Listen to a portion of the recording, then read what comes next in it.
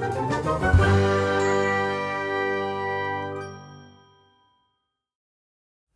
everyone, this is Chris, your friendly neighborhood Minnesota comic geek here with my X-Men 97 review video. Before I get started, I would ask that if you enjoy this type of comic book related content, please give the video a thumbs up, hit the notification bell, and subscribe to the channel so that you don't miss any future videos. And if you enjoy talking comics, then comment below. Alright, let's get into it. So it is about a week and a half since the first season of X-Men 97 concluded, and I wanted to kind of just give my overall thoughts and review of this first season. Before I really get into it, these are just my personal opinions, and this won't be a deep dive Easter egg type review. For that, I would highly recommend the New Rockstar's channel Easter egg videos that they do. They are fantastic. I love watching them. Watch those videos. They're great. They are great at what they do, and they're entertaining. So starting off, just my 10,000 foot take. This first season blew any sort of expectations I had going in out of the water. I thought the first season was outstanding. The writing, the animation, the voice acting, all of it was exceptional. Some of the best comic book related, non-comic book format media I've ever seen. You know, I put this up there with, at least on animated side, up there with Spider-Man Into the Spider-Verse. I think it is that good. It, as a whole, it can easily, hold its own against some of the best live-action MCU movies and shows. I just kind of want to highlight some of my favorite elements and parts of, certain episodes. So starting off with episode 1, I thought there was excellent foreshadowing for the overall arc of this season. My favorite moment of the episode was the Sentinel junkyard fight I believe they were in the Sahara Desert. But right away, when this first episode debuted, it was clear that they had taken what was good from the X-Men 92 series and really evolved it to current day, and really took the love of those characters and, just expanded upon them and made the elements of the characters much more solid. I loved the action sequences in this episode and overall throughout the season. I think they did just a wonderful job of fleshing out the power set of the various characters and doing something that wasn't done that great in the 92 series, is really showing the characters using their powers in the way that we envision them in when we read the comic books. They right away in this first episode, how Cyclops uses his optical blast to move himself and maneuver himself around the battle, something that we've never really seen before. So that was just kind of a first off cool new interpretation of how he would use his powers. The one weird thing was seeing Beast lift a Sentinel in the junkyard fight. I'm fairly familiar with Beast, and I know he has enhanced strength, but I'm pretty sure he's never been able to lift a several tons sentinel. So that was his strength level throughout the season was kind of weird on just how strong they portrayed him to be. Episode 2, which was, I should probably give you the title so that you can, it was the Mutant Liberation Begins episode. It's the one where Magneto's arrested by the UN, put on trial. When the rioters storm the UN proceedings, going along the lines of showing power sets and stuff. With this episode, it was awesome to see how they were going to use Morph, in that he's going to shapeshift into other mutants in the X-Men universe and in the Marvel universe itself. That, you can, those are the character Easter eggs that are fun to see throughout the season. He transformed into Magic, into Psylocke, into Spiral, Juggernaut, Hulk, etc., like Archangel. It's really cool to see them throw those in. This episode was both heartbreaking and beautiful when it comes to Storm. Heartbreaking when she loses her powers, and the line where she reaches up to the sky and says the breeze is gone, and you immediately understand just how connected to the weather and the earth that she is, given her power set. And the beautiful part of the episode, and they kind of establish it early on for the rest of the season, is the Jean Storm relationship is just beautiful. In episode 3, basically the Inferno episode, it was a fun themed episode in that it was a departure from kind of a standard X-Men episode, and in that it had more of a horror theme, which was just kind of fun. The fight between Madeline and Magneto was epic. That was a fun conflict and battle to watch, and to see how they each use their powers to fight against each other. Episode 4, the Motendo Life Death Part 1 episode. Going back to the X-Men 92 series, I always hated the Mojo episodes. I don't care for Mojo as a character in general. I think he's just a lame villain, in my opinion. What this episode did do well was that it took a character in Jubilee that I absolutely hated as a kid watching the original animated series in 92. I hated that she was the main focal point early on, at least, as the viewer surrogate in all of the episodes, being the young kid on the team and everything. I just found her whiny and her powers lame. Throwing sparkles at people, I never liked it.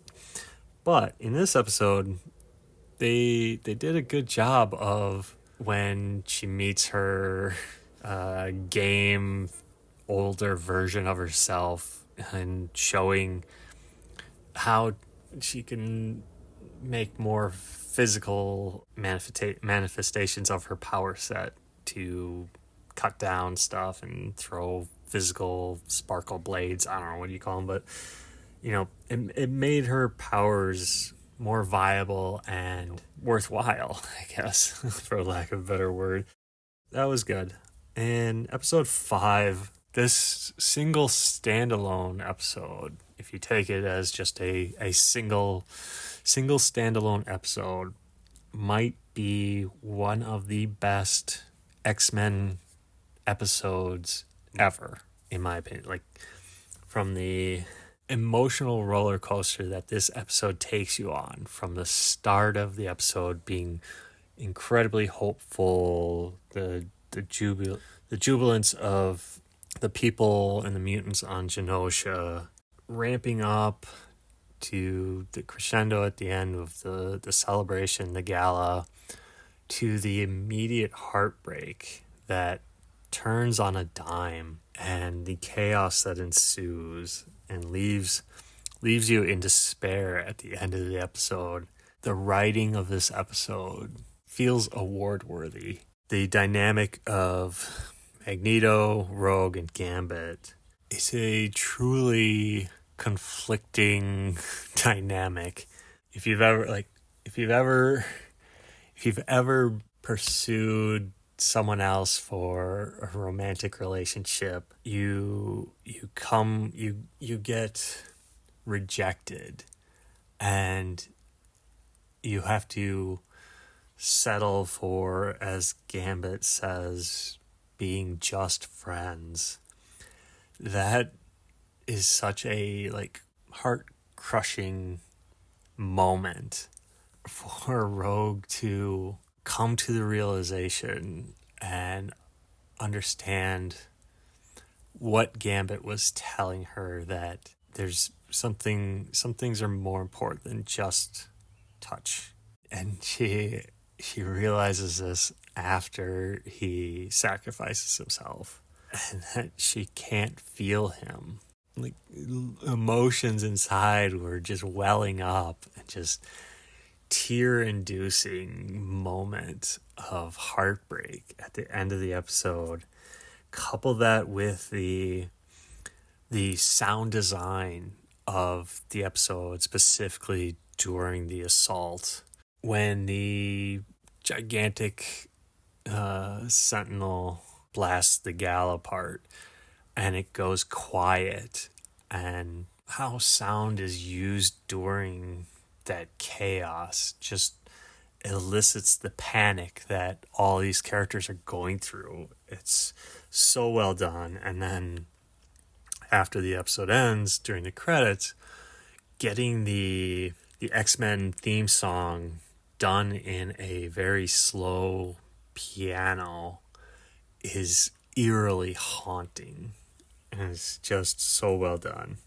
Skipping to episodes 6, the Life Death, the Shi'ar. It was a good episode. It felt like just a bridge episode to get to kind of the what they were setting up for the end. In episode 7, Nightcrawler's eulogy is just downright poetic. And the one thing I didn't like in this specific episode was Rogue's bloodlust, searching for Gyrick, and just trying to find the person responsible for essentially Gambit's death. When she drops Trask off the building, I know he didn't die, but she didn't know that he was a Prime Sentinel and wouldn't die. So they made her a killer in that decision, but they copped out by not having him die. So it's weird. I like my heroes and good guys to not kill. For heroes, that should be the red line that they don't cross. So far, that was kind of the biggest negative I had watching these episodes. Then the final 3 episodes, the Tolerance is Extinction 3-part conclusion. I thought these were an excellent kind of 3-part as a whole finale. The various battles that were going on. My favorite kind of moment was in episode 9, the showcase again of the Jean Storm relationship, when they are preparing to leave to go after Bastion, where Jean says, "Make them mind your weather, sister," and Storm replies, "And them weather your mind," is one of the best lines, our dialogue, comic book wise. This is perfect comic book writing. And it gives me some hope that this is the type of Jean Storm relationship we'll see in the live action MCU, because this is what it should be. Like Storm, Jean, when they bring the X-Men to the MCU, I think they should not have Cyclops be the leader. They should have Storm be the leader and really focus on like the Jean Storm relationship and their dynamic, because again, it's just beautiful. So yeah, those my overall thoughts on the various episodes. Well, I thought this season was great. My main and kind of really only major complaint was just how many comic book story arcs they jammed into this one season. By doing that, it didn't feel like major X-Men storylines got enough development, that things were just one and done and just move right along. In these 10 episodes, I think they do the storylines that I could remember were, they did the Inferno storyline, the Life Death storyline, the E is for Extinction storyline, the Operation Zero Tolerance storyline, the Fatal Attraction storyline, and then just some random ones, when the story arc in the comics when Magneto becomes the headmaster of the X-Men, I think it's around issues in the 270s when Charles Xavier's off with the Shi'ar and is wearing the same kind of armor outfit that they show in the episode. Several of these storylines, like the Inferno one, the E is for Extinction, the Operation Zero Tolerance, or Fatal Attractions, like those storylines in the comics translated to animation, any one of those storylines could have filled 5 episodes. Like they could have split this first season in half and just done 2 major storylines and really fleshed them out and developed them and just put a lot more into it. So that was my only main complaint, was just how many storylines they jammed in and how fast things were going. The pacing was very fast. If that's my only complaint, I'm not too upset, because it's still we're still getting a ton of awesome X-Men content. So yeah, those are my overall thoughts on X-Men 97. A 9.5 out of 10, probably. Almost perfect season, if not perfect. It makes me excited for season 2 of X-Men 97. I look forward to what they are foreshadowing for the second season. It also makes me excited that they will do right by the X-Men when they come to the MCU. If they can do this in animation, they can certainly do it in live action. So I'm excited. What were your thoughts? How did you enjoy the season? Do you think it had a satisfying conclusion? Are you excited for season 2? With that, I will end this video. Thanks for watching, and again, if you enjoyed this type of comic book related content, please give the video a thumbs up, hit the notification bell, and subscribe to the channel. Till next time, comment below, and let's talk comics. Bye.